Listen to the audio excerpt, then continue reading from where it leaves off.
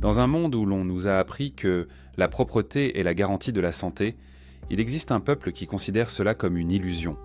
Ils ne se lavent pas pendant des mois et ils en sont fiers. Une terre où les chevaux sont 3 fois plus nombreux que les habitants. C'est la Mongolie. La terre de Gengis Khan, des steppes sans fin et des vents glacés. Les guides vous montreront des bouddhas dorés et de charmants chameaux, mais ils ne vous diront jamais pourquoi ici une femme peut être mariée à plusieurs hommes à la fois, ni quelle loi d'hospitalité ancienne et très particulière continue de surprendre les esprits. Aujourd'hui, nous allons analyser avec vous tous les faits choquants sur la Mongolie dont on préfère habituellement ne pas parler. Nous allons vous montrer un pays authentique, vivant et plein de paradoxes. Mais d'abord, soutenez-nous avec un like et après avoir regardé, écrivez absolument dans les commentaires. Oseriez-vous passer une semaine dans une liberté pareille comme en Mongolie ?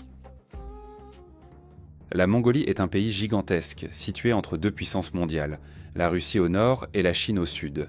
Sans accès à la mer, seulement un océan infini d'herbes, de montagnes et de déserts. Pour que vous compreniez l'échelle, le territoire de la Mongolie équivaut à 3 fois la France, ou à 5 fois l'Allemagne.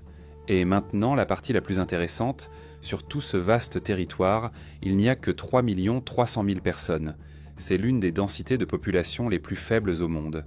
Imaginez, par kilomètre carré, il n'y a ici que 2 personnes. À Madrid, pour comparer, aux heures de pointe, il peut y avoir plus de personnes dans une seule voiture de métro.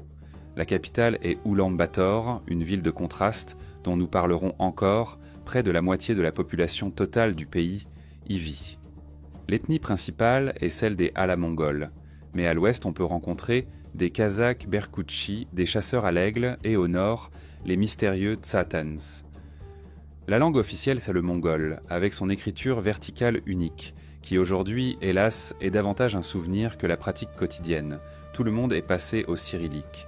Et d'où vient donc le nom Mongolie ? Il provient de l'ancienne confédération tribale mongole, que l'on peut traduire par invincible ou courageux. Et en regardant leur histoire et les conditions dans lesquelles ils vivent, on comprend le nom n'a pas été choisi au hasard. Ces faits sur la Mongolie ne sont que la partie émergée de l'iceberg. Maintenant, plongeons plus profondément. Regardez l'hygiène sous un autre angle. En Mongolie, le refus de se laver souvent n'est pas un signe de négligence, mais une partie d'une tradition respectée. Imaginez un guerrier de Gengis Khan, pas celui des films, le véritable. Il ne se lave pas pendant des mois. Ses vêtements, imprégnés de sueur, de poussière et de l'odeur du cheval, ne sont pas changés tant qu'ils ne tombent pas littéralement en lambeaux sur son corps, et ce n'est ni par paresse